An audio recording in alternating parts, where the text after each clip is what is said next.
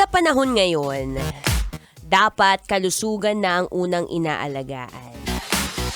Hindi ang jowa mong ang hilig ka namang saktan. Di ba? Pas ka na muna dyan sa jowa mo, hindi ka naman chinachat, be. Alagaan mo muna yung sarili mo, be. Ay, sabi ko sa'yo, mahirap na magkasakit nowadays. Well, sabi ko nga kanina, we're going to talk about our health. Yes, alam mo naman, health is wealth. Pero matanong nga kita. Sige nga, bukod sa trabaho, pamilya, siya.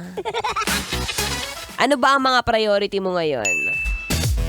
Ako, kung tatanungin mo ko, I believe, Antaray, pang beauty queen. I believe, isa sa mga reason ko kung bakit din ako productive at masayahin na tao. Kasi I get to balance my work and lifestyle.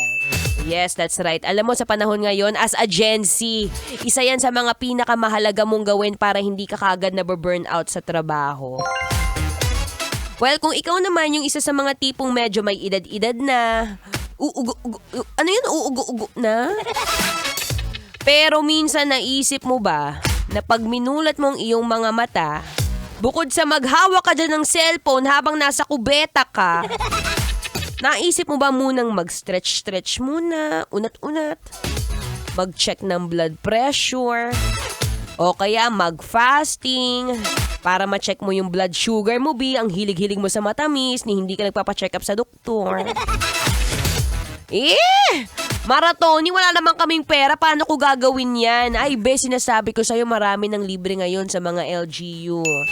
O kaya dyan, sa politikong iboboto mo, Diba? Dapat ang iboboto natin ngayon, yung politikong may pakialam sa kalusugan mo.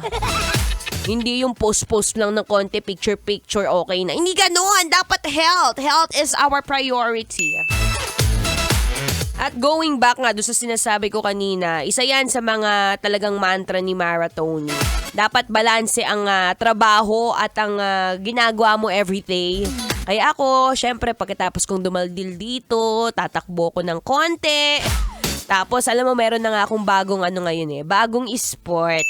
Nag-gym na tayo ngayon para sa strength training. Yes! Well, sabi ko nga, hindi pwede maganda lang. Dapat malakas. Dapat matibay. Dapat okay ang kalusugan, Ayokong gumastos ng pera sa doktor, no? Kaya ikaw, nakapag-isip-isip ka na ba? Nakapag-isip-isip ka na nga ba na, oo nga, no? Tama yung sabi ni Maratoni. Kailangan mag-isip na ako ng paraan para ma-check ko yung kalusugan ko. Yung mga nararamdaman mo ngayon, baka mamaya sumasakit yung puso mo, binabaliwala mo lang. Baka mamaya yung tuhod mo nagkakrak na tuwing umuupo ka, binabaliwala mo lang. Pero yung partner mo na hanggang ngayon hindi ka naman chinachat ni hindi ka nga ina-update, ayun, todos update ka naman, may story pa.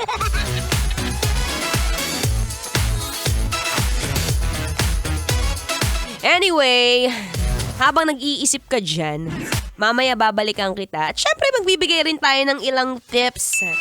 Tips para mo paano maibalanse ang iyong trabaho at ang iyong lifestyle. Yes! Road to healthiness na! Yan ang gusto ko sa'yo. Hindi lang basta #running era. Gusto ko health is wealth because that's our number one priority, baby.